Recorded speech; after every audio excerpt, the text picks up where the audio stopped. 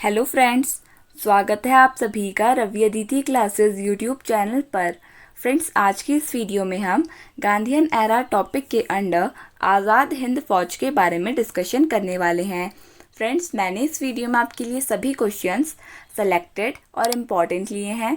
अगर आप किसी भी एग्ज़ाम की तैयारी कर रहे हो तो ये वीडियो आपके लिए काफ़ी ज़्यादा यूज़फुल रहने वाली है। तो चलिए स्टार्ट करते हैं इसे फर्स्ट क्वेश्चन से। फ्रेंड्स, आज की इस वीडियो का जो हमारा मेन ऑब्जेक्टिव है वो है हमारा आज़ाद हिंद फौज के ऊपर। तो फ्रेंड्स, आज़ाद हिंद फौज से related one of the famous leader he was Subhash Chandra Bose, जिनके बारे में आज हम मेनली डिस्कस करने वाले हैं। So let's start with the first question. तो फर्स्ट क्वेश्चन है हमारा, in which city Netaji Subhash Chandra Bose was born. Correct answer हो जाएगा कटक। तो देखिए फ्रेंड्स, जो हमारे one of the famous freedom fighter थे सुभाष चंद्र बोस, जिनको हम नेताजी के नाम से भी जानते थे, इनका जन्म हुआ था कटक में। तो ये आपको याद रखना है। ये क्वेश्चन यूपीपीसीएस एग्जाम 2006 में भी पूछा गया था। Next question. So before discussing next question, let's discuss some of the important points related to this question.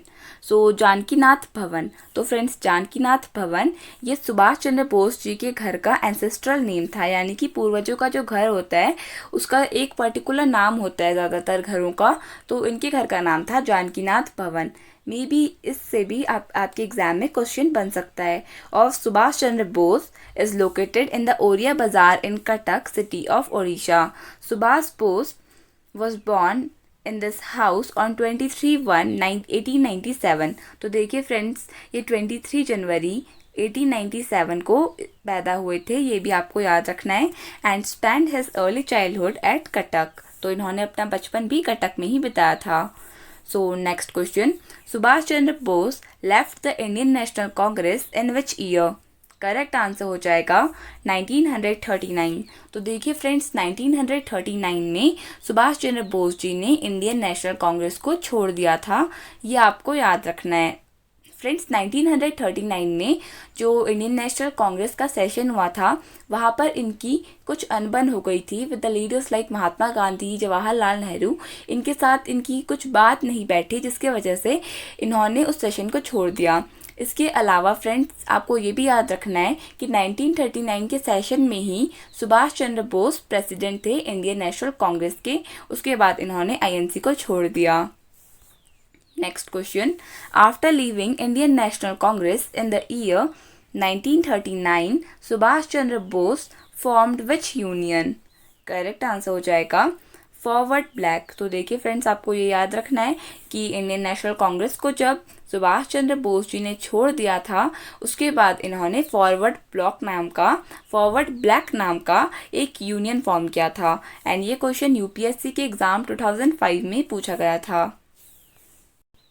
Next question, Subhash Chandra Bose formed forward black in which year? Correct answer हो जाएगा 1939। That is option number A. तो 1939 में सुभाष चंद्र बोस जी ने जब INC को छोड़ा तो just उसके बाद इन्होंने फॉर्म किया फॉरवर्ड ब्लैक नाम के यूनियन को। And it was asked in the UPPCS exam of 2016। Next question, who was the founder of Indian national army? देखिए फ्रेंड्स, ये क्वेश्चन बहुत ही ज़्यादा कंट्रोवर्शियल क्वेश्चन है, क्योंकि फ्रेंड्स देखिए हमसे पूछा गया है founder of Indian national army. तो इसका करेक्ट आंसर हो जाएगा option number D, that is B and C. तो बी नंबर पर Rash Behari Bose and at option C we have Mohan Singh. तो देखिए फ्रेंड्स, ये दोनों थे फाउंडर इंडियन नेशनल कांग्रेस की। फ्रेंड्स, एक बहुत बड़ा मिसकंसेप्शन फैला हुआ है कि जो इंडियन नेशनल आर्मी थी इसको फॉर्म किया था सुभाष चंद्र बोस जी ने। फ्रेंड्स, ये गलत है, क्योंकि इसको फॉर्म किया था राश बिहारी बोस एंड मोहन सिंह ने। देखिए फ्रेंड्स, कभी कभी क्या होता है एग्जाम में, इन दोनों में से किसी एक का ही नेम दिया जाता है। जैसे फ्रेंड्स, मैं आपको एक एग्जांपल देती हूँ। यूपीपीसीएस एग्जाम 1997 में ये क्वेश्चन पूछा गया था तो देखिए फ्रेंड्स, इसमें ऑप्शंस में मोहन सिंह का नाम था लेकिन रास बिहारी बोस का नाम नहीं था। लेकिन फ्रेंड्स, जो 39th पीपीएससी एग्जाम हुआ था इसमें इन दोनों का नाम था। तो करेक्ट आंसर होगा हमारा option number D, B and C. Friends, Netaji Subhash Chandra Bose ji ने इंडियन नेशनल आर्मी को ज्वाइन किया था इन द ईयर 1943। लेकिन जो हमारी ये इंडियन नेशनल आर्मी थी इसका फॉर्मेशन 41-42 के आसपास हो गया था। लेकिन फ्रेंड्स, जो आइडिया था, अगर आपसे पूछा जाए आइडिया किसने दिया था, ये दिया था मोहन सिंह ने। लेकिन फ्रेंड्स, क्या हुआ था, जापान में ही रास बिहारी बोस ने एक यूनियन फॉर्म किया था फ्रेंड्स, उसका नाम है इंडियन इंडिपेंडेंस लीग। फ्रेंड्स, वो फॉर्म किया था, तो उसके अंडर ही ये इंडियन नेशनल आर्मी आती थी। ये आपको याद रखना है। ये बहुत बड़ा कंसेप्शन फैला हुआ था जो मैंने आपको क्लियर कर दिया। तो आपको याद रखना है कि इंडियन नेशनल आर्मी किसने फॉर्म की थी, ये फॉर्म की थी रास बिहारी बोस एंड मोहन सिंह ने। फ्रेंड्स, अगर आप गूगल करेंगे तो आपको देखेंगे कि that was written Subhash Chandra Bose revived the Indian national Army. Friends, revived मतलब, देखिए फ्रेंड्स, इंडियन नेशनल आर्मी पहले बन गई थी जब सुभाष चंद्र बोस जापान गए थे, उससे पहले ही इंडियन नेशनल आर्मी हमारी बन गई थी। लेकिन फ्रेंड्स, जो उसको मोमेंटम दिया वो दिया था सुभाष चंद्र बोस ने। तो लोग सोचते हैं कि सुभाष चंद्र बोस जी ने ही इंडियन नेशनल आर्मी को फॉर्म किया था। So you have to remember this. It was formed by Rash Bihari Bose and Mohan Singh. Next question. Indian National Army was formed in which year? देखिए, करेक्ट आंसर हो जाएगा दिसंबर 1941। कहीं कहीं पर ये 1942 भी दिया जाए। अगर 1941 ना हो ऑप्शन में तो आपको 1942 करना है, लेकिन मोस्ट अप्रोप्रिएट है दिसंबर 1941। तो देखिए, the Indian national army was formed in December 1941। Next question, who was the first commander in chief of Azad Hind Fauj? देखिए फ्रेंड्स, जो आज़ाद हिंद फौज थी, देखिए फ्रेंड्स, आज़ाद हिंद फौज से का पहले का नाम था इंडियन नेशनल आर्मी। लेकिन जब सुभाष चंद्र बोस जी ने इंडियन नेशनल आर्मी को ज्वाइन किया उसके बाद इसका नाम रखा गया आज़ाद हिंद फौज। लेकिन हम दोनों को ही फ्रेंड्स एक दूसरे के प्लेस पे हम यूज़ कर सकते हैं क्योंकि they both are referring to the same thing. So इसका करेक्ट आंसर हो जाएगा मोहन सिंह। तो Mohan Singh commander in chief थे आज़ाद हिंद फौज के। ये आपको याद रखना है एंड ये किसी कॉम्पिटिटिव एग्जाम में ज़रूर पूछा गया था और बहुत बार पूछा जाता है। Next question, who formed Indian independence league in Japan? Correct answer हो जाएगा रास बिहारी बोस। तो देखिए फ्रेंड्स, ये वही इंडियन इंडिपेंडेंस लीग है जिसके बारे में मैंने आपको बताया था कि जो इंडियन नेशनल आर्मी थी वो किसके अंडर आती थी, इंडियन इंडिपेंडेंस लीग के अंदर आती थी। तो ये आपको याद रखना है। सो आंसर विल बी रास बिहारी बोस। ये फाउंडर थे इसके एंड आइडिया दिया था मोहन सिंह ने। तो दोनों को फ्रेंड्स मिलाकर ऐसा बोला जाता है कि Ras Behari Bose and Mohan Singh both are responsible for the formation of Indian national Army. अगर आप गूगल करेंगे तो अगर आप उसकी वेबसाइट्स में पढ़ेंगे, कहीं पर आपको दिया होगा मोहन सिंह, कहीं पर दिया होगा रास बिहारी बोस एंड कहीं पर दोनों का नाम दिया होगा। So the most appropriate will be both these options. Next question, after the fall of Singapore in the year 1940 to Mohan Singh recruited 1940, then Mohan Singh recruited how many Indian soldiers approximately? देखिए friends, जो ये हमारी Indian national army बनी थी इसके लिए मोहन सिंह ने क्या किया था कि फोर्सेस को रिक्रूट किया था, इंडियन सोल्जर्स को रिक्रूट किया था लड़ने के लिए against the British government that was ruling in India. So इसका करेक्ट आंसर हो जाएगा 45,000 अप्रॉक्सीमेटली लोगों को मोहन सिंह ने रिक्रूट किया था। ये आपको याद रखना है। Next question, in which year Mohan Singh left the Indian National Army? Correct answer हो जाएगा 1942। तो 1942 में मोहन सिंह ने इंडियन नेशनल आर्मी को छोड़ दिया था। फ्रेंड्स, उसके बाद क्या हुआ था, 1943 में सुभाष चंद्र बोस जी को रिक्वेस्ट किया था रास बिहारी बोस ने कि आप आइए जापान में और हमारे साथ हमारी थोड़ी हेल्प कीजिए ताकि हम इस फ्रीडम स्ट्रगल को लीड कर सकें। तो ये आपको याद रखना है। देखिए फ्रेंड्स, मोहन सिंह ने इसलिए लीव किया था क्योंकि मोहन सिंह को लग रहा था कि जो जापान की गवर्नमेंट है वो हमारा फ़ायदा उठा रही है, क्योंकि क्योंकि जापान ने हमसे कहा हमारी इंडिपेंडेंस लीग को सपोर्ट कर रही थी ताकि हम अपनी कंट्री पर वापस रूल कर सके, और इनडायरेक्टली जापान उसके बाद ब्रिटिशर्स को हटाने के बाद हमारे ऊपर रूल कर सके। इसलिए मोहन सिंह को ऐसा लगा, इसलिए उन्होंने इंडियन नेशनल आर्मी को छोड़ दिया। तो देखिए, some supreme commanders of Japanese army also had frustration against him.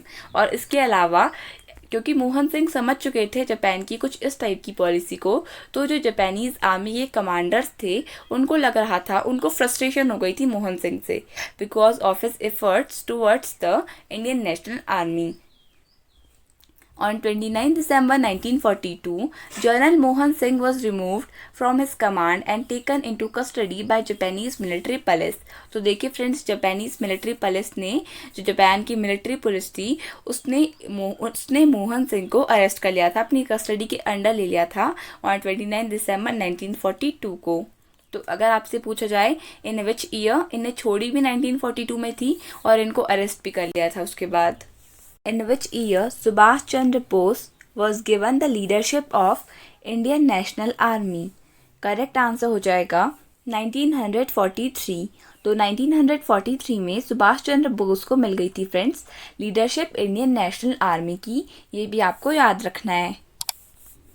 Next question, Subhash Chandra Bose joined the Indian National Army in which year? Friends, here will be joined the Indian National Army in which year?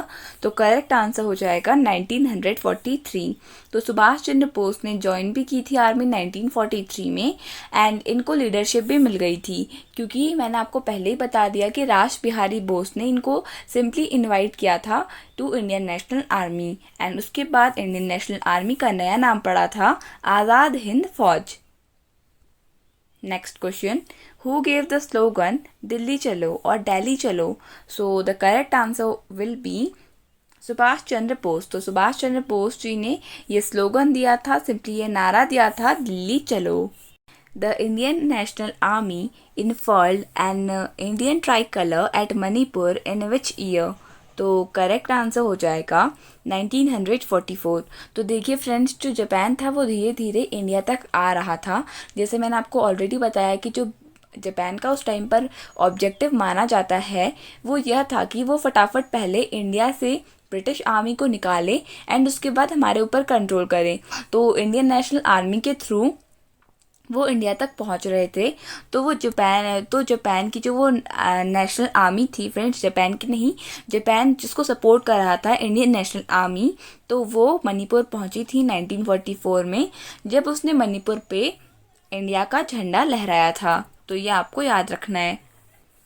Next question, What were the names of Subhash Chandra Bose Indian national army? तो friends यहाँ पे होगा apostrophe S, Subhash Chandra Bose Indian national army brigade. तो देखिए friends, इन्होंने कुछ brigade बनाए थे सुभाष चंद्र बोस ने after joining Indian national Army. Friends देखिए, सुभाष चंद्र बोस जी ने आज़ाद हिंद फौज या इंडियन नेशनल आर्मी में बहुत मेजर रोल प्ले किया था, इसलिए भी उनको फाउंडर माना जाता है। मतलब लोग कंफ्यूज हो जाते हैं अबाउट द फाउंडर, बट आपको याद रखना है। तो इसका आंसर हो जाएगा option number E, all of these. तो फ्रेंड्स देखिए, इनने मेनली फोर ब्रिगेड बनाए थे, फोर मेजर ब्रिगेड बनाए थे, जिसका नाम था Nehru brigade, Subhas brigade, Gandhi brigade and Lakshmi brigade. Friends ये लक्ष्मी ब्रिगेड उन्होंने रानी लक्ष्मी बाई के नाम से बनाया था, ये आपको याद रखना है। Next question, Who gave the title of Father of the Nation to Mahatma Gandhi? तो इसका भी करेक्ट आंसर हो जाएगा सुभाष चंद्र बोस। तो सुभाष चंद्र बोस जी ने टाइटल दिया था गांधी जी को as the father of the nation. Next question, the Japan took the control of Andaman and Nicobar islands in which year? तो करेक्ट आंसर हो जाएगा इस क्वेश्चन के लिए 1942 में जापान ने कंट्रोल कर लिया था अंडमान एंड निकोबार आइलैंड्स में। Japanese forces landed in South Andaman on 23 March 1942 and in the next to 4 hours gained complete control over the area। तो देखिए फ्रेंड्स, जापान ने यहाँ पर इम्पीरियलिज्म की पॉलिसी लगाना स्टार्ट कर दिया था, as it was just expanding its territories and was taking control over Indian territories like Andaman and Nicobar islands. ये आपको याद रखना है। तो 23 मार्च को जापान का ये अटैक हुआ था अंडमान निकोबार आइलैंड्स में। Next question. During the period of 1942 to 1944, which island group of India was known as Shaheed and Swaraj Island? तो इसका करेक्ट आंसर हो जाएगा अंडमान एंड निकोबार आइलैंड्स। तो देखिए फ्रेंड्स, 1942 से लेकर 1944 के बीच में जो अंडमान निकोबार आइलैंड्स हैं इंडिया के, इनका नाम था शहीद and Swaraj islands. Who was made as the Governor General of Andaman and Nicobar Islands in 1943? Correct answer हो जाएगा एडी लॉन्गनाथन। तो एडी लॉन्गनाथन को अपॉइंट किया गया था as the governor general of Andaman and Nicobar islands in the year 1943, जब जापान ने control कर लिया था on Andaman and Nicobar islands के टेरिटरीज पर। Next question, who was the local leader of Andaman and Nicobar islands Indian independence league? तो इसका करेक्ट आंसर हो जाएगा दीवान सिंह। तो फ्रेंड्स, ये क्वेश्चन भी आपको याद रखना है। ये कॉमन बट जनरल क्वेश्चन है कि अंडमान एंड निकोबार आइलैंड्स में इंडियन इंडिपेंडेंस लीग, जिसके बारे में हम पहले डिस्कस कर रहे थे, उसके लोकल लीडर कौन थे? तो करेक्ट आंसर हो जाएगा दीवान सिंह। ये आपको याद रखना है। Next question, the local leader of Indian independence league Diwan Singh was sent to which jail by Japanese? Correct answer हो जाएगा सेलुलर जेल। तो देखिए फ्रेंड्स, जो ये दीवान सिंह थे, ये अंडमान एंड निकोबार आइलैंड्स के गवर्नर जनरल बने थे। तो देखिए फ्रेंड्स, जो जापानीज फोर्सेस थे, क्योंकि देखिए जो हमारा कंट्री थी वो अभी भी देखिए अंडमान एंड निकोबार आइलैंड्स पर जापानीज ही रूल कर रहे थे। ऑल्दो वहाँ पर आज़ाद हिंद फौज के भी लोग थे, but then also the supreme power was with Japan. तो देखिए वो हमारे जो कंट्री के लोग थे अंडमान एंड निकोबार आइलैंड्स के, उनके ऊपर बहुत अत्याचार कर रहे थे। तो फ्रेंड्स, जो ये दीवान सिंह थे, ये चाहते थे कि किसी तरह ये बात सुभाष चंद्र बोस जी को पता चल जाए, ताकि वो आज़ाद हिंद फौज से अपना सपोर्ट हटा दें और जापान को इंडिया आने से रोक सकें। तो ये बात जापानीज को पता चल गई, इसलिए उन्होंने दीवान सिंह को अरेस्ट करके सेलुलर जेल में डाल दिया। Next question, which country called Subhas Chandra Bose as Netaji? Correct answer हो जाएगा जर्मनी। तो देखिए फ्रेंड्स, जर्मनी कंट्री ने सुभाष चंद्र बोस जी को ये नेताजी का टाइटल दिया था because of his extremely good leadership policies. Next question, Subhash Chandra Bose died in an aeroplane crash in which year? तो करेक्ट आंसर हो जाएगा इस क्वेश्चन के लिए ऑप्शन नंबर डी, 18 अगस्त 1945 में सुभाष चंद्र बोस जी का जो एरोप्लेन था वो क्रैश कर गया था एंड इनकी डेथ हो गई थी। It concluded that Bose died in an aeroplane crash in Taiwan on 18 August 1945। Next question, who gave the slogan जय हिंद? करेक्ट आंसर हो जाएगा सुभाष चंद्र बोस। तो देखिए ये जो स्लोगन है ये भी है सुभाष चंद्र बोस जी का, दैट इज जय Hind. And it was asked in the UPPCS exam of 1990। देखिए फ्रेंड्स, इसके आगे को मैं आपके लिए प्रीवियस ईयर क्वेश्चंस लेकर आई हूँ जो अभी तक एग्जाम्स में पूछे जा रहे थे। नेक्स्ट क्वेश्चन, देखिए फ्रेंड्स, ये एक बहुत इंपॉर्टेंट कॉन्सेप्ट है जो मैं आपको बताने वाली हूँ, एक ऐसा टॉपिक जो बहुत ही ज़्यादा हिस्ट्री में फेमस है। This is after post independence period. तो पहले मैं आपको बता देती हूँ, ये क्वेश्चन मैंने इसलिए इंक्लूड किया है क्योंकि इससे रिलेटेड एक बहुत ही अच्छा इशू अब आप जानने वाले हैं। Next question, in which year Bharat Ratna was first awarded? तो करेक्ट आंसर हो जाएगा 1954 में फर्स्ट टाइम भारत रत्न दिया गया था, ये आपको याद रखना है।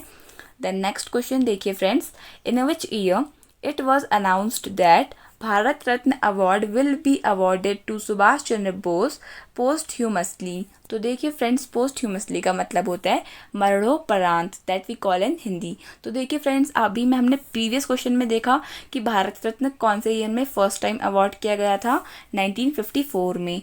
और सुभाष चंद्र बोस जी का जो एरोप्लेन क्रैश हुआ था वो कौन से ईयर में हुआ था? 1945 में।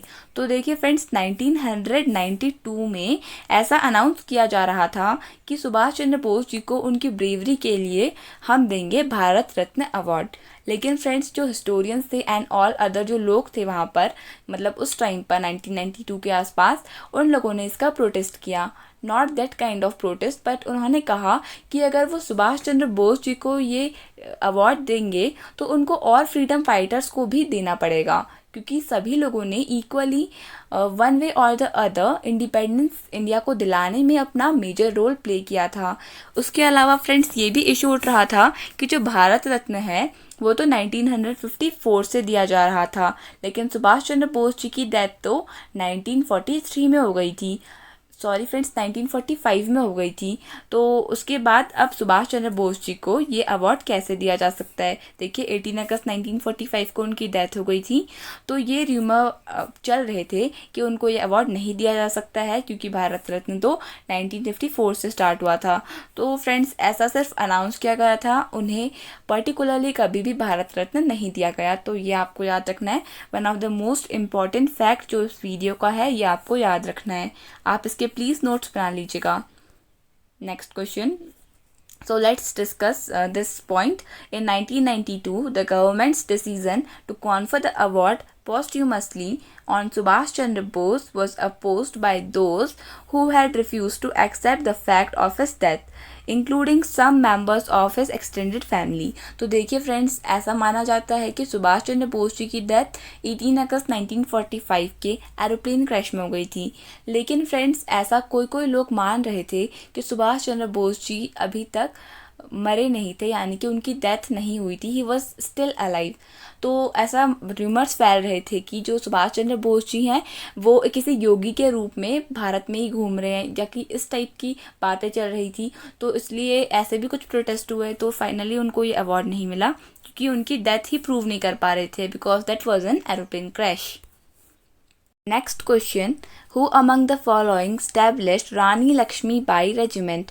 करेक्ट आंसर हो जाएगा सुभाष चंद्र बोस। तो सुभाष चंद्र बोस जी ने स्टैब्लिश की थी रानी लक्ष्मीबाई रेजिमेंट। अगर आपने वीडियो में ध्यान दिया होगा तो हमने friends Gandhi brigade, Lakshmi brigade, Subhas brigade and Nehru brigade के बारे में पढ़ा है। So these are just regiment friends. आपको इस फॉर्म में भी दिया जा सकता है क्वेश्चन। यहाँ देखिए, यूपी लोअर सब 2015 के एग्जाम में ये क्वेश्चन पूछा गया है। तो क्वेश्चन ट्विस्टेड फॉर्म में आए तो आपको फोकस करना है on the main concept what you have studied. Next question, who among the following called Subhash Chandra Bose as the Desh Nayak, that means the hero of the nation। तो correct answer हो जाएगा इसका रविंद्रनाथ टैगोर। तो रविंद्रनाथ टैगोर जी ने ये उपाधि यानी कि टाइटल दिया था सुभाष चंद्र बोस जी को of Desh Nayak. It was asked in UPPCS exam 2009 and in 2006। This will be an important question for you as well. Next question, which day is celebrated as Azad Hind Fauj Divas? The right answer will be option number A, that is 12 November 1945। तो 12 नवंबर 1945 को आज़ाद हिंद फौज दिवस की तरह मनाया जाता है। This question was asked in UPPCS exam of 2013। Next question, which among the following soldier of Azad Hind Fauj was given an imprisonment of 7 years? तो करेक्ट आंसर हो जाएगा इस क्वेश्चन के लिए Rashid Ali. This is also an PYQ question friends. I have forgotten to write the year but it was an PYQ, क्योंकि मैंने last में PYQs ही include किए थे। इसका आंसर हो जाएगा Rashid Ali. Next question, who was the founder of Indian legion? Correct answer हो जाएगा इस क्वेश्चन के लिए option number C, Subhas Chandra Bose. तो इन्होंने इसकी भी फॉर्मेशन की थी इंडियन लीजन की, ये आपको याद रखना है IAS एग्जाम ऑफ 2008। तो चलिए फ्रेंड्स, अब हम एक क्विक रिवीजन कर लेते हैं उन सभी टॉपिक्स का जो अभी तक हमने पढ़े। So let's do a quick revision now. The first question is, in which city Netaji Subhash Chandra Bose was born? Right answer will B Cuttack. Next question, Subhash Chandra Bose left Indian National Congress in which year? Right answer will be 1939। Next question. After leaving Indian National Congress in the year 1939, Subhash Chandra Bose formed which union? The right answer will be Forward Black. Subhash Chandra Bose formed the Forward Black in which year? Correct answer हो जाएगा 1939. Next question. Who was the founder of Indian National Army? The right answer will be Mohan Singh and Rash Bihari Bose. Next question. The Indian National Army was formed in which year? Correct answer हो जाएगा 1941. Next question. Who was the first commander-in-chief of Azad Hind Fauj? Correct answer will be Mohan Singh. Next question. Who formed Indian Independence League in Japan? Right answer will be Rash Bihari Bose. Next question. After the fall of Singapore in the year 1940, Mohan Singh recruited how many Indian soldiers? Approximately. Right answer will be 45,000. Next question. In which year Mohan Singh left the Indian National Army? Correct answer will be 1942. Next question. In which year Subhash Chandra Bose was given the leadership of Indian National Army? The right answer will be 1943. Next question. Subhash Chandra Bose joined Indian National Army in which year? Correct answer हो जाएगा 1943. Next question. Who gave the slogan Dilli Chalo or Delhi Chalo? The right answer will be Subhash Chandra Bose. Next question. The Indian National Army unfurled an Indian tricolor at Manipur in which year? Right answer will be 1944. Next question. What were the names of Subhash Chandra Bose Indian National Army Brigade? The right answer will be Nehru Brigade, Subhash Brigade, Gandhi Brigade and Lakshmi Brigade. Here will be Subhash Chandra Bose. तो यहाँ पे होगा apostrophe S. Next question. Who gave the title of the father of the nation to Mahatma Gandhi? Right answer will be Subhash Chandra Bose. Next question. The Japan took the control of Andaman and Nicobar Islands in which year? Correct answer is 1942. Next question. During the period of 1942 to 1944, which island group of India was known as Shaheed and Swaraj Island? Right answer will be Andaman and Nicobar Islands. Next question. Who was made as the Governor General of Andaman and Nicobar Islands by Japanese in 1943? तो यहाँ पे होगा friends bye Japanese, क्योंकि Japan उस time पे control में था तो जापान ने ही बनाए थे एडी लॉन्गनाथन को. Next question. Who was the local leader of Andaman and Nicobar islands of Indian independence league? तो करेक्ट आंसर हो जाएगा Diwan Singh. Next question. The local leader of Indian independence league Diwan Singh was sent to which jail by Japanese? The right answer will be Cellular Jail. Next question. Which country called Subhash Chandra Bose as Netaji? Correct answer हो जाएगा Germany. Next question. Subhash Chandra Bose died in an aeroplane crash in which year? The right answer will be 18 August 1945. Next question. Who gave the slogan Jai Hind? Right answer will be Subhash Chandra Bose. Next question. In which year Bharat Ratna was first awarded? The right answer is 1954. Next question. In which year it was announced that Bharat Ratna award will be awarded to Subhash Chandra Bose posthumously? Right answer will be 1992. Next question. Who among the following established Rani Lakshmi Bai Regiment? Right answer will be Subhash Chandra Bose. Next question. Who among the following called Subhash Chandra Bose as the Desh Nayak? That means hero of the nation. Correct answer will be Rabindranath Tagore. Next question. Which day is celebrated as Azad Hind Fauj Divas? Right answer is 12 November 1945. Next question. Which among the following soldier of Azad Hind Fauj was given an imprisonment of 7 years? Right answer will be Rashid Ali. Next question. Who was the founder of Indian Legion? Correct answer है सुभाष चंद्र बोस। तो friends इसी के साथ हमारी ये video complete हुई। I hope आपको ये वीडियो पसंद आई होगी एंड अगर आपको ये वीडियो अच्छी लगी तो प्लीज़ लाइक बटन को हिट कर दीजिएगा एंड चैनल को सब्सक्राइब कर दीजिएगा। Thank you so much for watching this video and best of luck for your exams.